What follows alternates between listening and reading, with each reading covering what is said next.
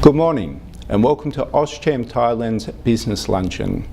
I'm here with our special guest speaker, Dr. Luxmon Attapich, Deputy Secretary General of the Eastern Economic Corridor Office. Dr. Luxmon, Sawadee krap. Sawadee ka, Kun Brendan. Nice to see you. Nice to see you. So your presentation for us today is on the Eastern Economic Corridor, or EEC as it's known, and the platforms for investment. From what I feel speaking with our AusCham members, some of our AusCham members have a very detailed knowledge of the EEC and some of our members have less awareness. For the benefit of our members with less awareness, can you give us some background information into the EEC and what are the main objectives? Yes, I'm sure everyone has heard about the Thailand 4.0 initiative. I would say that the EEC, Eastern Economic Corridor, will be the main driver for Thailand to achieve the 4.0 goals. The Eastern Economic Corridor concept was developed around 2 years back, but it's not something entirely new. Right. 30-something years ago, the industrialization of Thailand was jump-started by the Eastern Seaboard development, which were the Chonburi and Rayong provinces of Thailand. This time round, when we think about the new industrialization 4.0, we believe that we should leverage upon the existing industrial base of Thailand around the Eastern Seaboard area. This time we include one more province into the Eastern Economic Corridor, Chakheng Sao province, to connect the whole Eastern Economic Corridor to Bangkok as well. I see. And the idea is for the whole area to have upgraded infrastructure investment to host especially 10 targeted industry for the future and to drive the industrialization 4.0 of Thailand. I see. I have what I would consider a detailed knowledge, and it's a very big project. We have an idiom, of course, it says Rome wasn't built in a day, and I think that certainly applies to the EEC project. But can you give our audience some indications of your short-term, mid-term and long-term strategies? Of course. The first thing that we need to do is investment in infrastructure.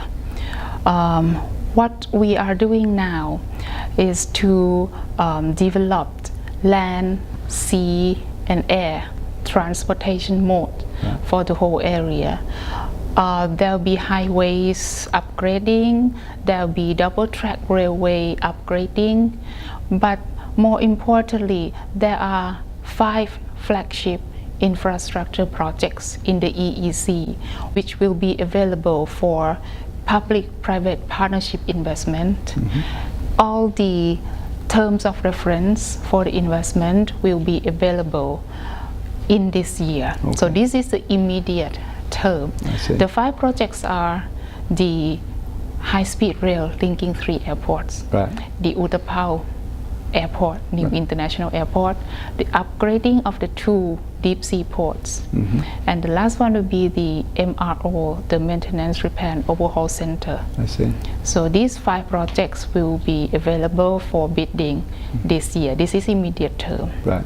Then the medium term, the next 5 years, what we will see is the construction of this infrastructure, the industrial investment in the 10 targeted industries. And naturally, with industrialization comes urbanization. So what we are going to develop the next phase will be smart cities and livable cities around the Eastern Economic Corridor.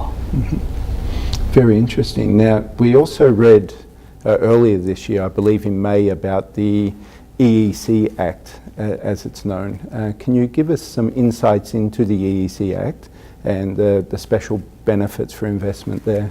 Of course. The EEC Act was effective on the 15th of May this year. Everybody said it's one of its kind.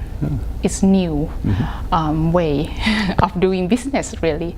The EEC Act gives the special feature to the Eastern Economic Corridor Office of Thailand in a way that not only we are giving tax incentives to investors in 10 targeted industry, but we are going to provide one-stop service which covers 8 different laws, meaning that investors can come to the EEC office and we help you instead of having to go to different 8 ministries, departments. Another special feature of the law that I really like is the regulatory sandbox feature. Because we are talking about the 10 new high technology industries, there are many unknown factors actually. It is very possible that the existing rules, regulation, and licensing system in Thailand might not be facilitative for new way of doing business, for new technology. So the EEC office will, together with investors, explore and see what needs to be done, and the EEC office can propose changes to rules and regulation to the EEC Policy Committee, which is chaired by the Prime Minister. That is very important. Good. I particularly like the way that you're centralizing the information. Rather than go to various ministries and agencies, people can come businesses can come directly into one place. So that's once people come in, but can I ask, it's quite a lot of information to provide. How are you providing the information out to the potential investors? I would say the first window, you can visit the EEC website. If you are an investor abroad, of course the embassy and the Board of Investment offices abroad can be the first point of contact for you. For us, we are planning lots of information dissemination seminars, roadshow events in several countries. And of course, you can directly contact to EEC office to get more information, and we can work with you. Excellent. And we're just providing the website and phone number details at the bottom of the screen now. Do you plan to go to Australia? Oh, we would love to. Excellent. Now, you've mentioned quite a lot about the 10 targeted industries.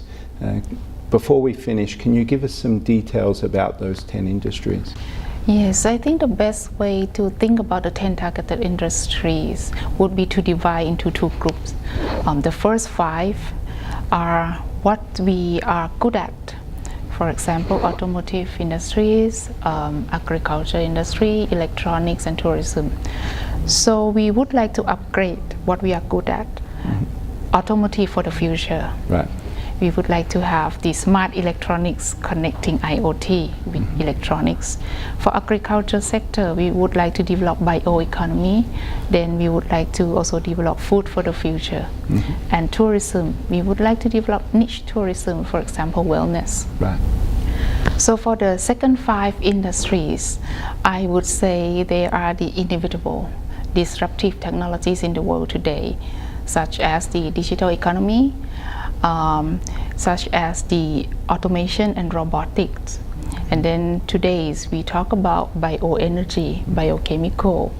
And because we are going to have the 3rd international airport linking to the 2 in Bangkok, aviation related industries, logistic industries, and medical industry is also something we would like to develop, and that is linked to tourism as well. I see. Well, Dr. Luxmon, we really appreciate your time, both for this interview and for our presentation to our members and our Joint Chamber members today. And we look forward to, if we can, the AusCham would certainly like to help with the development of the EEC as well. Thank you. We look forward to welcome investors from Australia. Okay. Thank you very much. Thank you very much.